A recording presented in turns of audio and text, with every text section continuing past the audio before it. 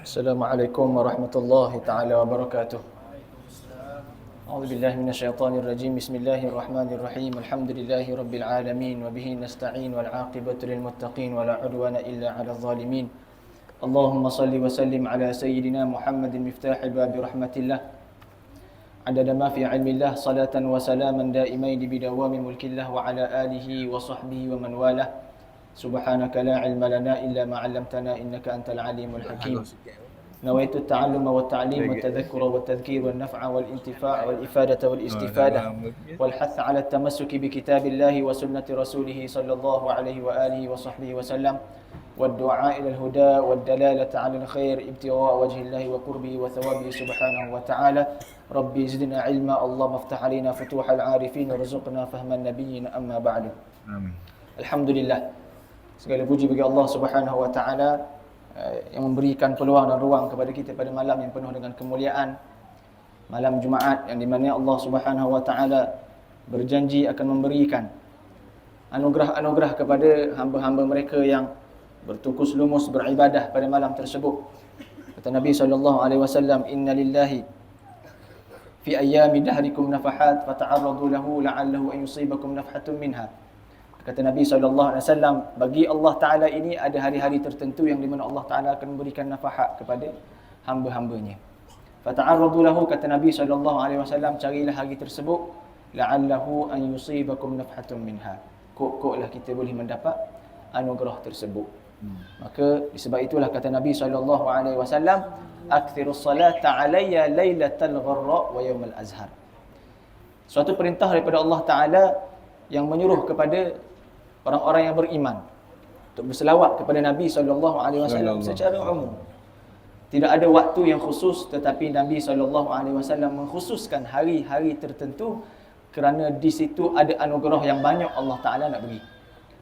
Akthirus salata alayya lailatul gharra wa yawmal azhar, perbanyakkan selawat ke atas aku malam Jumaat. Lailatul gharra, hari Khamis malam Jumaat, wa yawmal azhar, dan juga hari Jumaat. Maka alhamdulillah dengan bertetapan dengan malam ini kita buat bacaan Maulidun Nabi SAW secara bulanan kita dan membaca kitab Syama'il Muhammadiyah menceritakan tentang perihal Nabi SAW. Maka kita mengharapkan agar Allah Ta'ala menggolongkan kita semua dalam golongan yang banyak berselawat kepada baginda Nabi SAW. Dan pada malam ini tanda sebagai kegembiraan kita adanya Nabi SAW. Pada sahabat dahulu tak perlu nak buat majlis sebegini kerana mereka sudah senantiasa bersama dengan baginda. Kegembiraan mereka sudah terzahir secara jelas. Maka kita sebagai umat Nabi SAW perlu ada suatu perkara untuk mengingatkan kita pada Rasulullah. Maka majlis-majlis sebegini adalah suatu jalan ataupun suatu cara untuk kita senantiasa hadirkan Rasulullah dalam diri kita. Hadirkan kegembiraan kita bersama dengan Rasulullah SAW dengan perbanyakkan selawat kita, dengan perbanyakkan puji-pujian kita kepada Rasulullah SAW. Maka pada malam ini kalau ikutkannya kita dihadiri oleh Al-Fadil yang mulia Habibana Sayyid Abdul Matin Al-Idrus hafizahullah ta'ala wa ra'ah mati'na bi tuli umrihi fid din wad dunya wal akhirah. Tetapi terdapat kehendak Allah Subhanahu wa taala tak izinkan untuk beliau hadir ke sini. Beliau hadir di Kuala Lumpur pada malam ini yang dah disusun dah. Masya-Allah kana wa ma lam yasha' lam yakun. Qaddarallah ma sya'. Apa yang Allah Taala nak tentukan, dia nak buat, dia akan buat. Maka kita susun bagaimana sekalipun Allah Ta'ala nak beri, Allah Ta'ala akan beri. Allah Ta'ala tak mau beri, Allah Ta'ala tak mau beri. Allahumma la mani'a lima a'taita wa la mu'tiya lima mana'ta.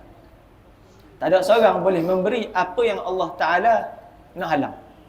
Allah Ta'ala halang, tak ada seorang nak beri lah mana-mana sekalipun, tak akan dapat juga. Dan Allah Ta'ala nak beri, kita ni manusia nak halang sekali mana pun, tetap juga akan dapat kalau itu kehendaknya Allah Subhanahu wa ta'ala. Maka insya-Allah segalanya khair, segalanya dalam kebaikan insya-Allah. Kita membaca seperti mana kebiasaan kita lah, bulanan kita membaca kitab Syama'il Muhammadiyah karangan Al-Imam Tirmizi radhiyallahu ta'ala anhu wa ardah. yang menceritakan tentang perihal ataupun bab yang pertama kita tak pernah bahas lagi. Bulan lepas kita hanya sekadar memberi mukaddimah saja. Kalau ikut malam ni kita bahaslah sikit dan kita akan beri Al-Fadhil Ustaz Syed Matin memberikan tausiah kepada kita. Tapi tak apalah, kita baca satu hadis pada malam ini insya-Allah. Moga-moga dengan kefahaman kita pada malam ini yang kita dapat, Allah Taala kurniakan cinta kita pada Rasulullah sallallahu alaihi wasallam. Hadis yang pertama daripada Sayyidina Anas bin Malik radhiyallahu taala anhu. Hadis ni sebelum ni haddatsana Abu Raja' Qutaibah bin Ibn Sa'id dan an Malik bin Anas, an siapa lagi dengarlah, seorang lagi, an Malik bin Anas, an Rabi'ah bin Abi Abdurrahman, barulah an Anas bin Malik radhiyallahu taala anhu. Maka di situ ada suatu perawi Malik bin Anas. Siapa dia Malik bin Anas ini? Oh, ni Anas bin Malik. Itulah pengasas pada mazhab Maliki. Malik bin Anas, yang di mana ada suatu kitab hadis yang sangat-sangat masyhur, Al-Muwatta. Kitabnya Malik bin Anas. Diambil Malik bin Anas ni, kata Al-Imam Al-Bukhari, kalaulah sanad itu ada Malik bin Anas an Malik an Nafi' an Ibnu Umar, kata Al-Imam Bukhari as-sahal asani. Ini yang paling sanad yang paling sahih. Dan kata Al-Imam Syafi'i, kalau ada an Malik an Nafi' an Ibnu Umar, kata Al-Imam Syafi'i, hadza silsilatul dhahabiyah. Ini sanad silsilah dhahabiyah, silsilah emas. Maka memang sahih lah. Maka Anas bin an Malik bin Anas ini orang yang sangat masyhur lah. Ada salah seorang mufti di Mekah ataupun Madinah. Antara dua tu lah. Ada yang mengasas pada mengasas pada mazhab Maliki. Setelah pada itu an Rabi'ah ini juga dikatakan adalah guru kepada Malik bin Anas. Kata Imam Malik, "Dhahabtu halawatul fiqh bi mauti." Setelah pada wafatnya Rabi'ah ini, kata Sayyidina Imam Malik, aku dah tak merasa kemanisan dalam ilmu fiqh setelah kewafatannya beliau. Maka nak katanya gurunya lebih alim daripada dia lah. Sebut guru tak. Baik, setelah pada itu terus masuk kepada an Anas bin Malik radhiyallahu taala anhu. Anas bin Malik, munsyid kita pun alhamdulillah nama Anas juga. Moga-moga akhlak dan perihal beliau sepertinya Sayyidina Anas bin Malik insya-Allah. Daripada Anas bin Malik radhiyallahu taala. Siapa Anas bin Malik ini? Anas bin Malik ini merupakan khadim Rasulullah sallallahu alaihi wasallam. Salah seorang yang khidmat kepada Rasulullah. Mak Sayyidina Anas bin Malik, Ummu Sulaim, bila mana datangnya Rasulullah di Madinah, qadima Rasulullah sallallahu alaihi wasallam al-Madinah, Ummu Sulaim tak tahu nak beri apa pada Rasulullah sallallahu alaihi wasallam. Maka dia wakafkan anak dia yang berumur 10 tahun, Sayyidina Anas bin Malik, khidmat pada Rasulullah sallallahu alaihi wasallam sampai ke akhir hayat. Maka seorang ibu yang sayang pada anak dia pun sayangnya pada Rasulullah melebihi sayang pada anak dia sendiri. Ini cinta para sahabat kepada Rasulullah sallallahu alaihi wasallam. Maka dia biarkan Sayyidina Anas duduk dengan Rasulullah, khidmat dengan Rasulullah. Maka Sayyidina Anas berkhidmat dengan orang yang mulia, maka Allah Taala pun memuliakan Sayyidina Anas bin Malik. Maka begitulah juga kita, jangan pernah berat tulang untuk berkhidmat, untuk menolong saudara-saudara kita, menolong para orang-orang soleh, para alim ulama. Tolonglah mereka. Kita yang berkhidmat dengan orang yang mulia, Allah Ta'ala akan muliakan kita. Man khadam qadam. Siapa yang berkhidmat, Allah Ta'ala akan kedepankan dia. Aini ke depan lah. Tak kisah, ke depan di dunia dan ke depan di akhirat.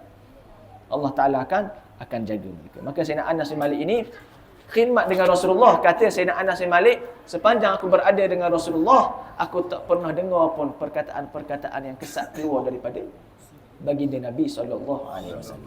Rasulullah tak pernah marah pun dia. Walaupun ketika itu umurnya 10 tahun. Orang budak-budak kalau perangai 10 tahun ni, macam-macam lah perangai dia, kerenah dia. Tak. Tapi Rasulullah tak pernah marah pun Anas. Walaupun Sayyidina Anas ini pernah disuruh oleh Rasulullah untuk menyelesaikan suatu urusan. Sayyidina Anas berjalan-jalan, jumpa kawan-kawan dia. Maka dia damai dulu kawan-kawan dia.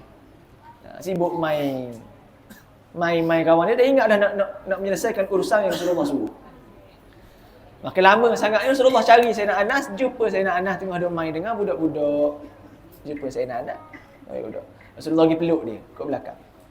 Anas pusing, tengok Rasulullah. Suka-suka je. Rasulullah pun senyum saja. Rasulullah tak pernah marah pun Sayyidina Anas.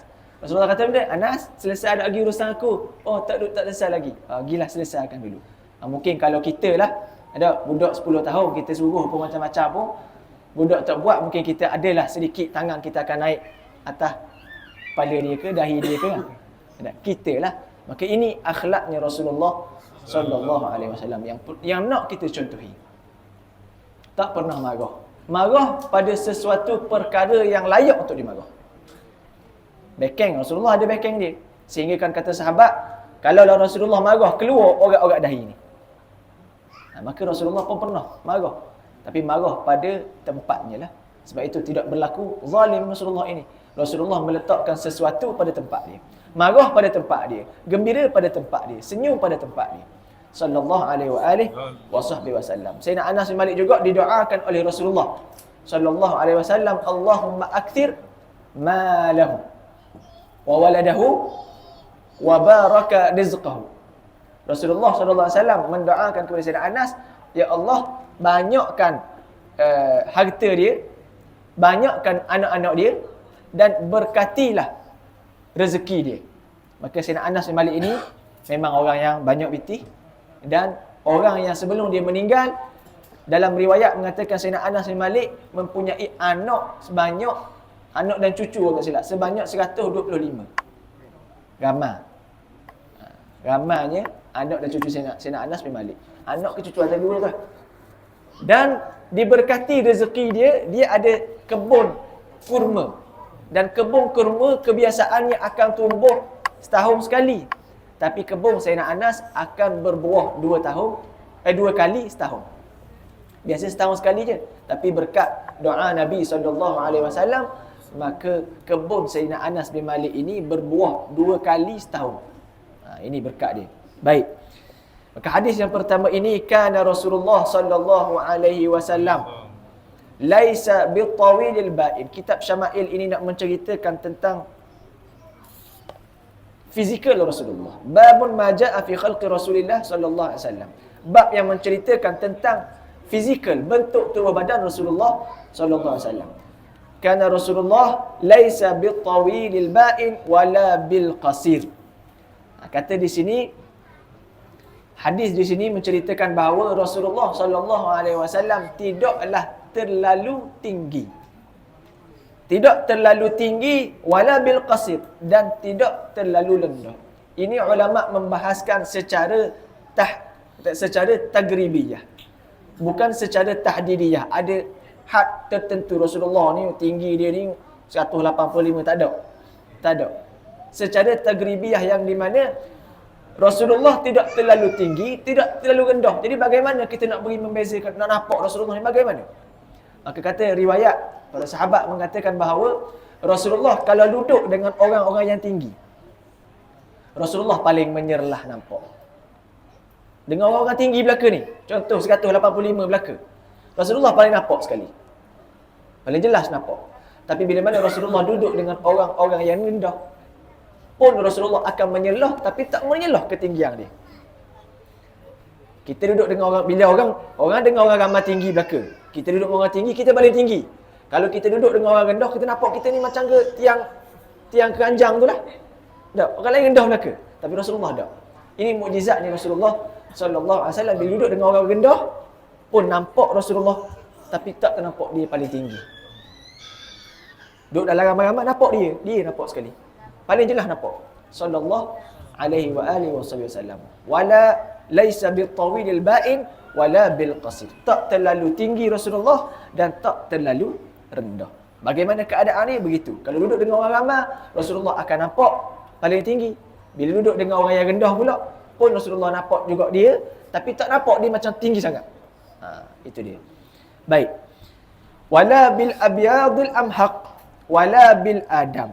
Ini ceritakan tentang laun, warna kulit Rasulullah sallallahu alaihi wasallam. Wala bil abyadil amhaq wala bil adam. tak terlalu putih melepok Rasulullah sallallahu alaihi wasallam. Kita kalau putih melepok ni dah berakhir juga kita tengok. Kan? Kadang-kadang orang panggil putih sangat muka dia ni. Beratu, takut juga tengok. Wala bil adam. Di sini disebut dalam syarah ada mengatakan bil adam ini adalah sumrah. Yakni warna kecoklat-coklatan. Warna kegelap-gelap dia. Maka Rasulullah tak putih sangat dia kata.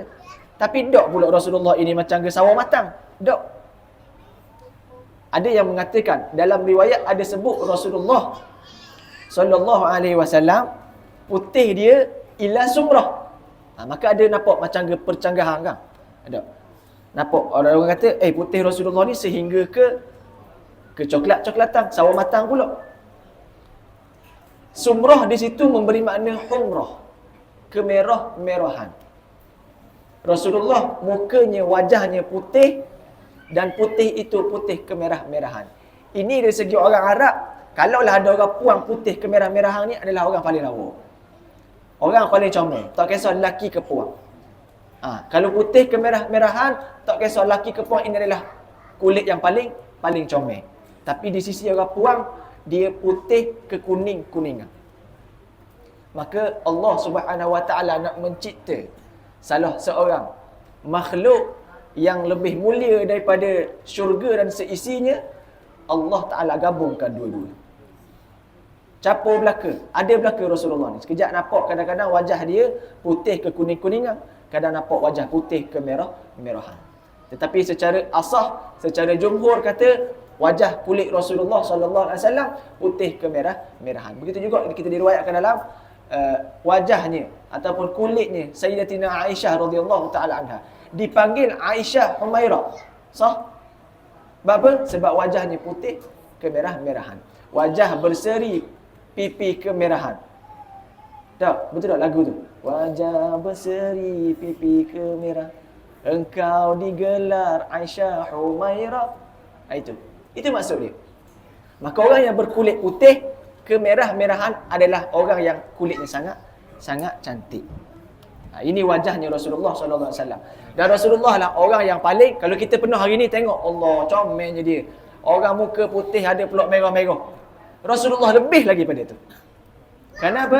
Kerana Rasulullah diberikan nisful jamal, separuh kecantikan diberikan pada Rasulullah sallallahu alaihi wasallam.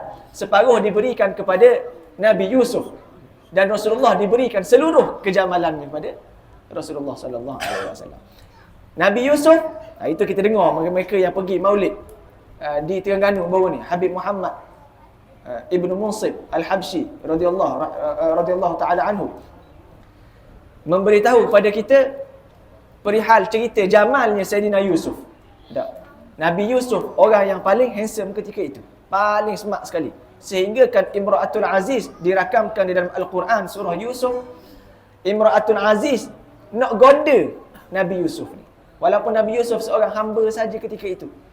Nak goda Nabi Yusuf, nak buatlah macam-macam dalam cerita dalam Al-Quran, siapa ke tarik baju, cari baju. Akhirnya difitnah pula ketika itu. Katanya Nabi Yusuf yang nak menggoda dia. Dia kata, tak kalah aku ni nak menggoda seorang hamba. Sapalah Nabi Yusuf dipenjarakan. Akhirnya dia tak tahan. Qad syarafaha hubba. Dia dah tergilakan Nabi Yusuf. Sehingga kan orang-orang perempuan-perempuan istana kata, tak mustahil kamu ni cinta pada seorang hamba. Maka kata Imra'atul Aziz, aku akan bawa Nabi Yusuf lagi. Mari esok dekat tempat aku, duduk ramai-ramai, aku akan tunjuk. Maka perempuan-perempuan semua diberikan buah, diberikan pisau untuk belah buah ni. Maka Imra'atul Aziz ini panggil Nabi Yusuf, lalu. Ukhruj kata, lalu. Keluar Nabi Yusuf berjalan.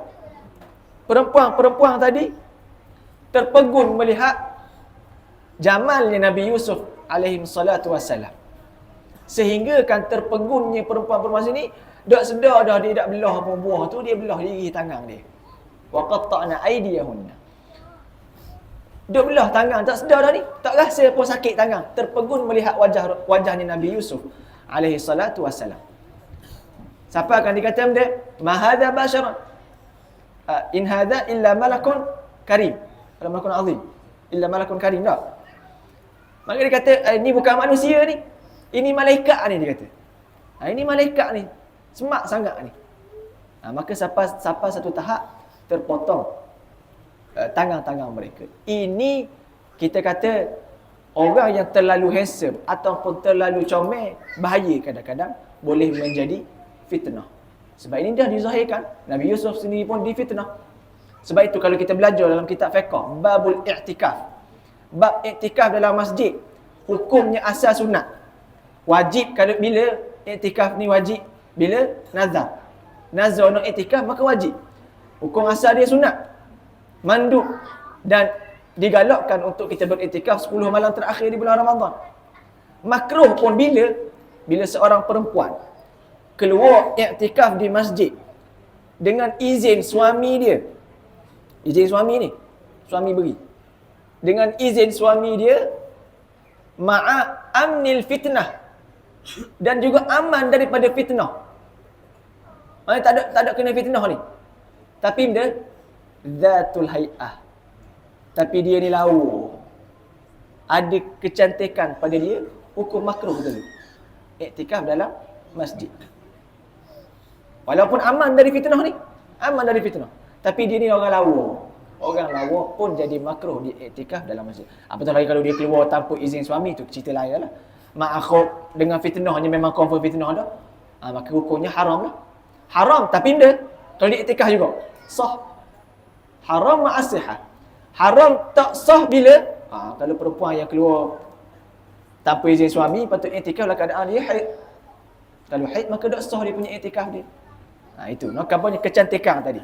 Itu Nabi Yusuf. Maka orang lawa, orang handsome, hati-hati kadang-kadang kena fitnah. Tapi Nabi SAW apa tak kena fitnah? Kerana dia mempunyai haibah. Bila tengok tak ada orang nak boleh fitnah Nabi SAW. Sebab jamalnya Rasulullah sempurna. Seluruhnya daripada dia.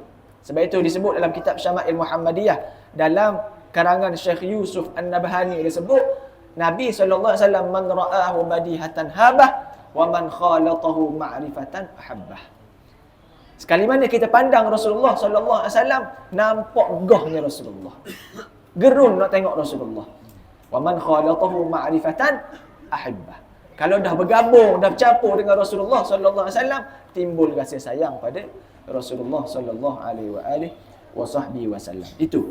Itu wajahnya Rasulullah, warna kulit Rasulullah. Wala bil ja'dil qatid. Syarah-syarah ni kena panjang sangat jadi.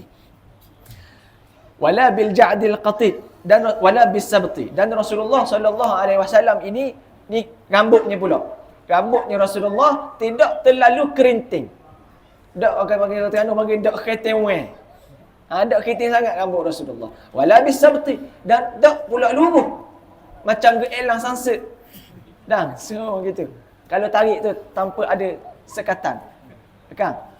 Maka Rasulullah SAW rambutnya tidak terlalu kerinting dan tidak terlalu lurus. Ada yang mengatakan ada ombak di tengah-tengah rambut Rasulullah SAW. Disebut oleh orang kita rambut ikal mayang.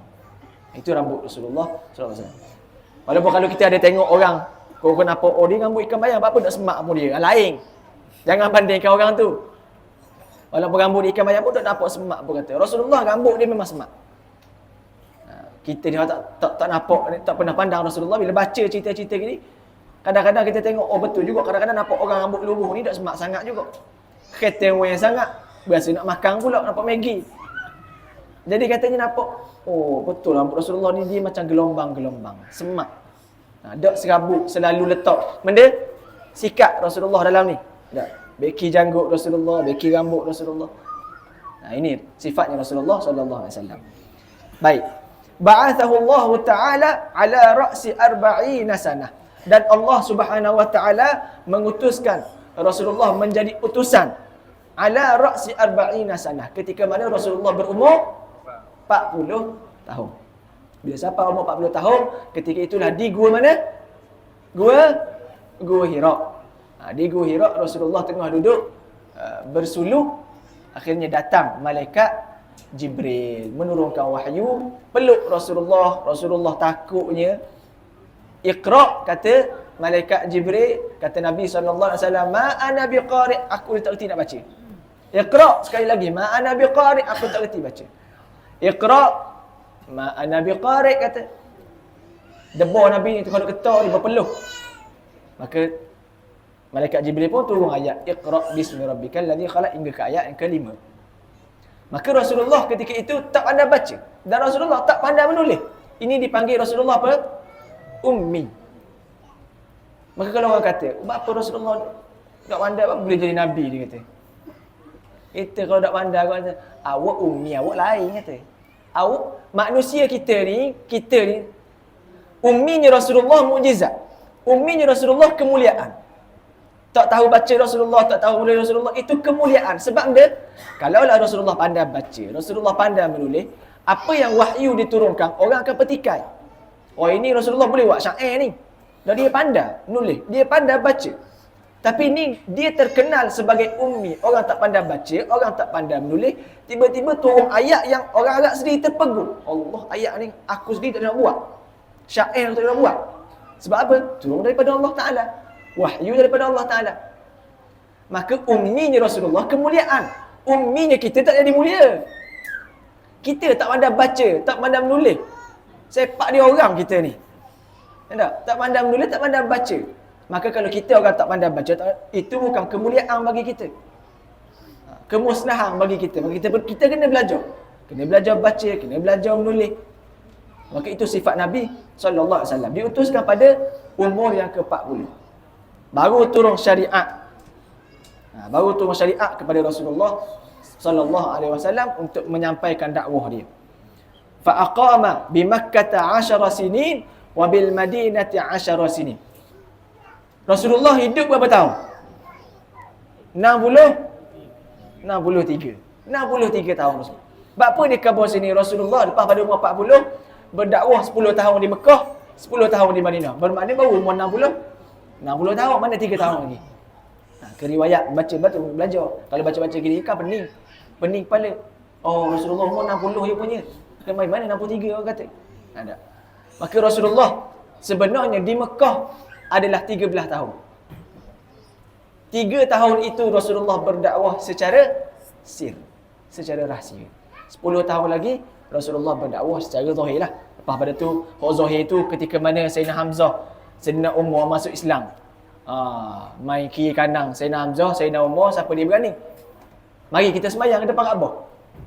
Orang kafir kata, oh Umar tepi. Oh Hamzah, tak lewat dia. Tak lewat dia. Semua orang takut. Itu hebatnya bila masuknya Islam Sayyidina Umar radhiyallahu taala anhu. Rasulullah berdakwah 13 tahun di Mekah dan 10 tahun di Madinah. Maka cukuplah jadinya Allah Ta'ala turunkan Al-Quran selama berapa tahun? 23 tahun lah. 40 tahun Rasulullah hidup tanpa turun Al-Quran lagi, tanpa turun wahyu lagi. Selama 23 tahun Al-Quran turun secara mutawatir, secara berperingkat-peringkat. Baik. Wa tawaffahu, dan dalam kurungan disebut fatawaffahu. Ada riwayat kata fatawaffahu wa ataf fatawaffahu juga. Fatawaffahu, dan Rasulullah SAW wafat ala ra'si sittina sanah. Maka dia disebut tadi kan, umur 40 tahun diutuskan, 10 tahun duduk Mekah, 10 tahun duduk Madinah, umur 60 dia meninggal. Tapi akhirnya Rasulullah yang asah jumhur, bahkan ada riwayat kata Rasulullah meninggal umur 65 tahun. Ada riwayat. Tapi yang paling asah, yang paling masyhur, Rasulullah wafat pada umur 63 tahun. Sallallahu alaihi wa alihi wa sahbihi wasallam. Dan setelah pada Rasulullah wafat, khilafah yang ambil adalah Sayyidina Abu Bakar As-Siddiq radhiyallahu taala anhu. Baik. Dan disebut di sini walaisa fi ra'sihi wa lihyatihi 20 sya'ratan bayda, dan tidaklah ada atas kepala Rasulullah dan juga rambut Rasulullah dan juga lihyah, janggutnya Rasulullah 20 helaian uban. Ada banyak riwayat ni. Dalam banyak riwayat. Ada yang kata seluruh rambut, janggut semua tu tak sampai 7. Sebab dia kadang uban ini ada diriwayatkan juga para wanita tak suka benda ni. Tak suka uban. Tapi uban di sisi Rasulullah tak sama macam kita. Kita kalau dah beruban kau nampak lalu lain tuanya. Dengan serabut dia tak cara dah rambut kita. Tapi Rasulullah putihnya uban rambut ataupun lihyah Rasulullah, janggut Rasulullah ini memberikan cahaya. Cahaya di wajah dan di seluruh pada Rasulullah sallallahu alaihi wasallam. Dan Rasulullah sunatkan kepada kita bila ada uban, janggut dah start putih, rambut dah start putih, inaikan dengan warna selain daripada warna hitam. Warna hitam tak boleh. Warna hitam haram, hukum dia mewarnakan dengan hitam. Kecuali boleh bila nak berperang. Bila nak berperang boleh warnakan dengan warna hitam. Sebab dia nak suruh orang kafir nampak kita ni orang Islam ni dak tua lah. Nampak muda. Kalau Ina ni nampak ni mesti tua juga ni Ina pun. Ni nampak hitam belaka. Oi, tak ada ubang. Orang muda-muda belaka. Jadi menggerunkan orang kafir. Dan itulah sedikit sebanyak hadis yang pertama yang kita baca pada malam ini.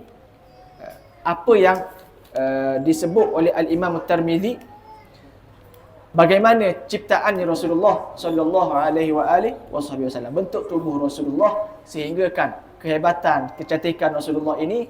Sayyidina Hasan bin Thabit membentangkan syair dia, wa ahsanu min kalam taraqatu ainu.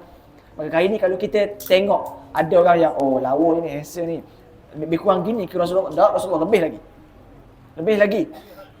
Kalau hari ni kita terpegung tengok orang-orang smart, orang-orang cantik, orang handsome, Rasulullah lebih lagi pada itu. Wa ahsanu min kalam taraqatu ainu. Kata Sayyidina Hasan bin Thabit, aku tak pernah tengok seindah ini wajah Rasulullah. Wa ajmalu min kalam talidin nisa'u khuliqta mubarra'an min kulli aibin ka'annaka qad khuliqta kama tasha'u. Seolah-olah macam Rasulullah ni minta warna betul dia nak jadi. Nak hidung gitu, nak gini, nak putih gitu, nak ni. Sesuai dengan kehendaknya Allah Subhanahu wa ta'ala. Wallahu ta'ala alam. Maka datang kita akan masuk kepada hadis yang kedua. Kalau ada peluang, kita jemput pada tausiah kita.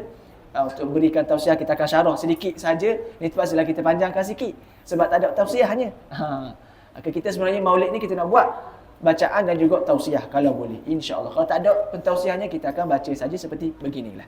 Dan insya-Allah kita akan khatamkan dalam keadaan Nabi SAW redha pada kita. Nabi suka tengok kita baca perihalnya Nabi. Nabi suka bila orang selalu ceritakan tentang beliau. Nabi suka bila kita puji Nabi. Nabi suka bila kita berselawat kepada Nabi SAW. Biarlah kita khatam kitab ini dalam keadaan kita boleh pandang wajah mulia Nabi SAW. Minta dengan Allah Ta'ala ampunkan segala dosa mata kita ni, yang senantiasa berhari-hari bergelumang dengan dosa.